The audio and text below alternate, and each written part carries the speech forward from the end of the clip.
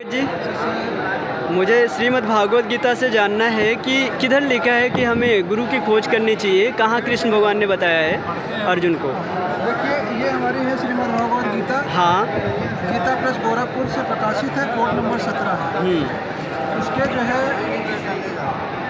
अध्याय 4 श्लोक नंबर 34 कहाँ पे है?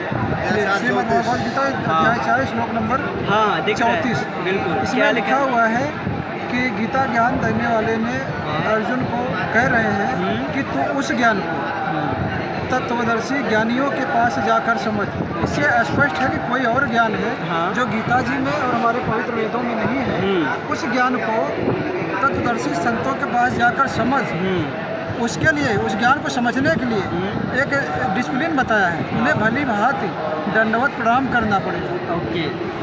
उनकी सेवा करनी पड़ेगी और कपट छोड़कर, यानी उनके प्रति दोष नहीं रखना पड़ेगा। सरलता पूर्वक प्रश्न करने से वे परमात्म तत्व भगवान को जानने वाले भली भांति जो संत होते हैं वो परमात्मा को भली भांति जानते हैं। जो तत्व से तो वो जानने वाले जो तद्री संत होंगे, ज्ञानी महात्मा तुझे तत्व ज्ञान का उपदेश करेंगे। वो कौन सा तत्व ज्ञान? वो तत्व ज्ञान ये है श्रीमद् भागवत गीता अध्याय 4 श्लोक नंबर 32।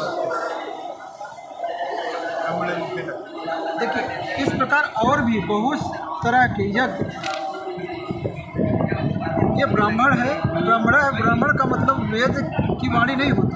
ब्राह्मण वेद की वाणी तो, लेकिन वेदों में जो है ज्ञान कहा ही गया, उसमें लिखा ही गया है। ये ब्राह्मण का अर्थ होता है सच्चिदानंद गण ब्रह्म। इसका प्रमाण हम आपको इसी वेद में, गीता में, श्रीमद् भगवत गीता अध्याय 17 श्लोक number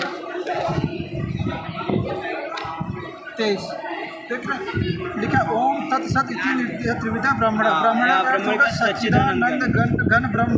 correct.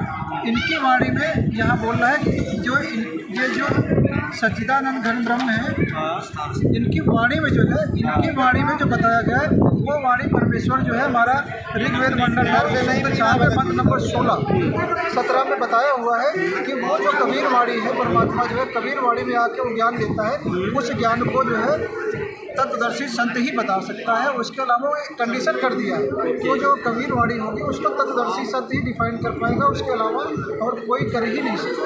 Thank you so much Yogi ji.